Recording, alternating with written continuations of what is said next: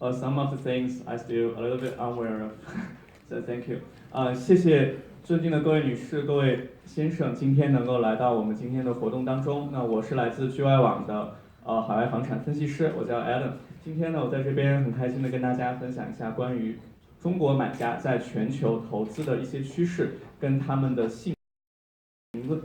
English, and for some of the key points, I'll be talking in Chinese. So yeah, welcome, and I believe many of you already know Juwai, you know Jimmy. I am Adam. Yeah, I'm the market analyst for international properties for the Chinese world. And today we'll be going through a few things based on Juwai data. So first of all, we'll take an overview, and we'll go to what a typical Chinese buyer of international property will look like based on Juwai big data. And after that, I'll be talking about three segments of the market today. One is the developed world, US, UK, Canada, Australia, New Zealand, and then we'll look into Europe and we'll look into Southeast Asia. So that we'll be seeing why they're looking at each of the segments. And last of all, we'll be like summarizing a few things we should be watching closely this year, because these things could alter the trend of the 所以今天呢，我们在这边首先先来看一下，作为中国在全球进行资产配置的投资者们都有一个什么样的特征，他们大概是什么样的人群。然后呢，基于我们聚外网收集的海量数据，也给大家总结一下，现在大家都在看什么样的房子，然后这些人呢，他们通常这个购买的倾向是什么。那在此之后呢，我们会把全球的房市分成3个大块，一个是发达市场，主要是我们讲的英美澳加，另外呢也包括欧洲跟东南亚的新兴市场。那么同时我也会跟大家介绍一下，为什么中国的投资者会考虑这3个地方。他们在 the Chinese Merchant Bank, until 2017, there are around 1.65 million high net worth individuals. So traditionally, this is a group of people we are trying to target. No matter online or offline, all the things we're doing, all the marketing we're doing, we're trying to capture on this 1.65 billion. But on Juwai.com, as we evolve, gradually we realize that our traffic is much higher than this 1.65, because we have like double or triple of the volume we're seeing here every month who are like flipping through our properties, looking at our content, having communication with our customer care officials. So what we are really observing is that nowadays, who is really looking at international properties is not only the high net worth individuals, but instead we should be looking at a larger pool of people who are the upper middle classes. So by another estimation, there will be 220 million upper middle class Chinese by the year 2020, and personally, a larger proportion of the high net worth individuals Chinese are allocating their assets overseas. Yeah, of course, because of multiple reasons, and I'll explain why is that. 我们可能更多的看到的是这165万的所谓的高净值人群，但是随着我们聚外网不断发展，在我们平日的运营经验当中，其实我们发现，我们真正最有价值的，也是最需要我们来给他们提供服务的呢，其实是一片更大的。现在说，等到明年，可能在中国就有超过2000万的高级中等收入人群，对，应该这么说。那同样是 Bain 的 survey， 我们就看到，从2011年到2017年这段时间内呢，愿意把自己的资产在海外进行配置的人，就从19%已经上升到了56%，这是一个非常大的变化。那么这其中的原因呢，其实是多种多样的，我们等一下会给大家讲解的。Okay, so why is Chinese allocating their assets overseas? And external reasons. I'll pick some of the most important ones. So internally, like just now, I was talking to our friend here. The rental yields, the cap rates in China are really, really, really low. So for example, in Beijing or Shanghai, if you can get a 2% rental yield, it's considered the entry barrier is really high. You have to put a lot of money for the down payment, or if it's not your first property, you have to pay up to 70% as the down payment. So the leverage, a lot of is really little purchase restrictions. So you cannot buy a house in Shanghai if you don't have a hukou, or you are not married to a Shanghainese here, or if you are not working in Shanghai for more than 5 years. So that's really a strict policy for any average investor. You cannot just come to Shanghai and buy a house here. Here, there's a huge topic, is the property tax. Actually, Shanghai has been exercising property tax for many years already. If you are owning a second, a third, and so on properties, you have to pay 5% for each of the property on extra. Yeah, that's reported by the Hong Kong yuan depreciation and the bearish local stock market leaves investors no choice but to go to overseas for more investment. And Chinese love property. Real estate is the top choice preferred by the overseas investment among all the high net worth individuals. The yellow area down is the Baidu index for the keyword search of overseas property. And the line graph is the renminbi to USD exchange rate. You can see that these two are very closely linked together.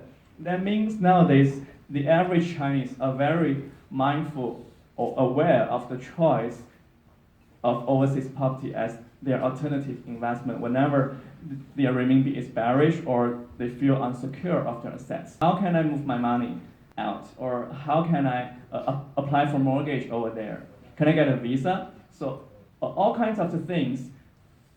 We have a lot of questions need to be answered, and I believe a lot of you sitting down here are the right person to go to.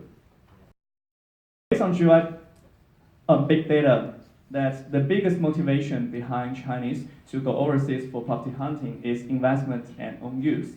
So for own use, the top destination is always the US, Australia, Canada, or even like New Zealand. But for investment, we can see that Asia has a surging 352% of investment over 2016.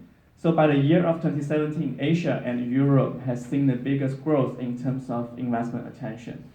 And that's where all the people motivated by investment will naturally go to.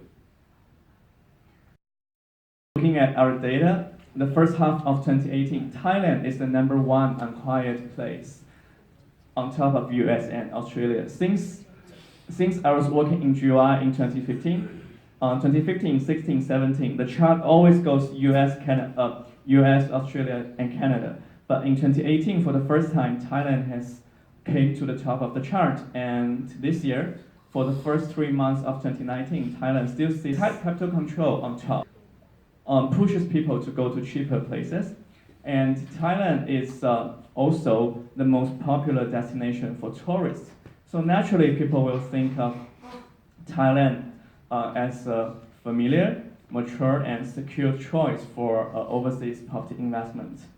But of course, United States, Australia, and Canada are still popular, but the pure investors are already having second thoughts. But for people who are looking for a primary residence for like education and vacation home, they will still go for the developed countries. About like different parts of the market. So let's talk about the 3 different segments I mentioned just now. For all of these developed markets, only US is not restricting foreign investments, but places like Australia, Canada, they all having additional taxes and mortgage restrictions for foreign investors.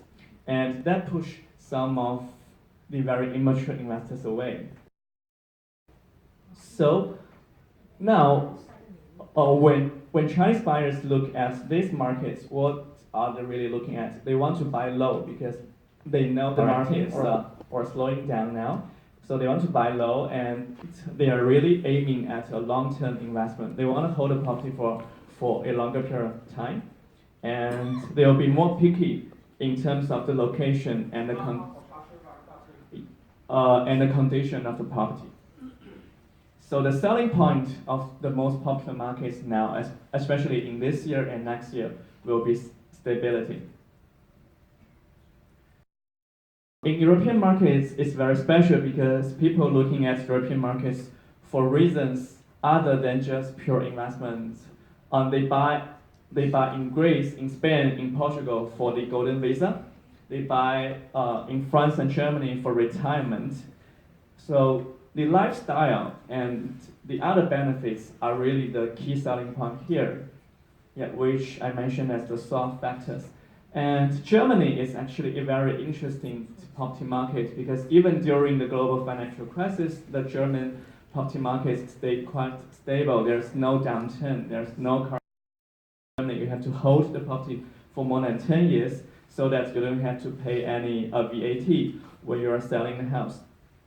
So really, when Chinese people are looking at European markets, they need more help because the language is quite different all over the continent, and so as the laws and the regulations. So the most questions we received are actually from the buyers who are looking at the European markets because they know quite a little, and so do we. We have to do a lot of research when we are trying to help the buyers who are looking at this market. In Asia, the property market is booming, right, comparatively. And in places like Southeast Asia, the rates are really high. The increase are really high. Thailand, Philippines, Cambodia, Vietnam, and also for countries which are not here, for example, Laos. The return you can get is really high, but the risk is also very huge. So the selling point for emerging Asian markets, especially for the Southeast Asia emerging markets, is really quick return. An average Chinese buyer who are asking us for these properties, they want to sell off the property within 1 to 3 years and get really high return. So maybe they are looking at to buy the whole building or a block of apartments at one time. They have a lot of cash on hand, but they want the liquidity. They don't want like I have to invest in a home in the US, but I have to wait for 5 years for it to reach my expectations in terms of return. In Japan, their property markets are quite mature, and there are a lot of policy-driven motivations down there. For example, Singapore, we can see that for the past 5 to 6 years, Singapore is controlling their property markets heavily. And that drives some of the Chinese buyer away because you have to pay like 20% of the tax as a foreign investor. And Japan, we have just done some roadshows for Japan. People are interested in Japan because of their immigration policies just announced last year, and also the Japan property price are still at the lowest point among the past, I would say, 20 years. Yeah, after the big crash, the property market is climbing up slowly, but still at a low point. What other things to be watched, or Chinese buyers are actively looking at a social network and discussing when they are looking at the global markets?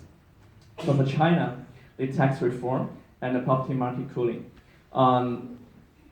There's gonna be stimulation for consumer spending, but the property market cooling, especially in the first-tier cities, are going to create demand for overseas property investment because people can't invest here, so they have to put their money somewhere else, right? And for UK, it will be the Brexit. It's still undecided. Highly possible it's going to be delayed, and the political environment is not very encouraging for like especially individual investors because they don't know what's happening. They don't know what's going down there. So for Chinese investors who are looking at UK, maybe they'll abandon London for now. So many of them are looking at Manchester and other parts of England. Yeah. And in Europe, there are a lot of new changes to golden visa. Cyprus just tightened the requirements so that the applicant must have a valid visa before they apply for the golden visa status.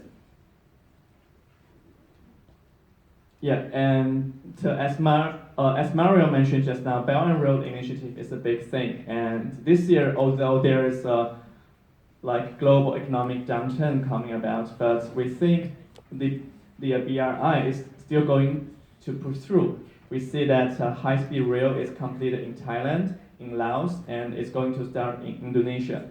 So that's all Southeast Asia, and this will be huge selling points for property.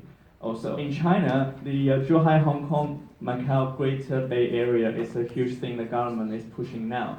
And last year, since 2017, the property prices in Macau was rising very fast because of the infrastructure. So a lot of infrastructure actually encourage people to, yeah, it's more speculative, but the property prices were quite low in Macau when compared to its neighboring places.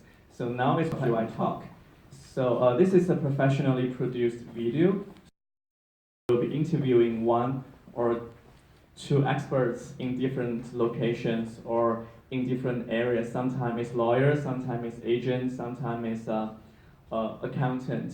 So we can do in the format of live interview or through teleconference. We also have live seminar. You can just join our live seminar and interact and communicate with our buyers directly online. Yeah.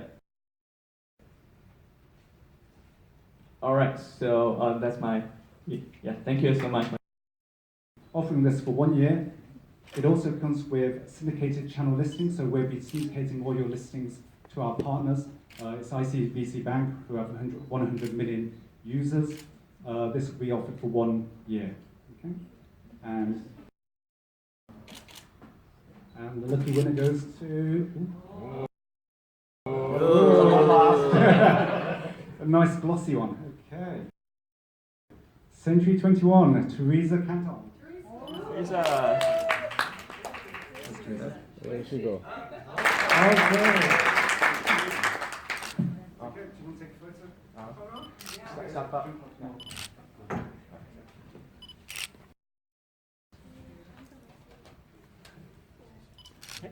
photo?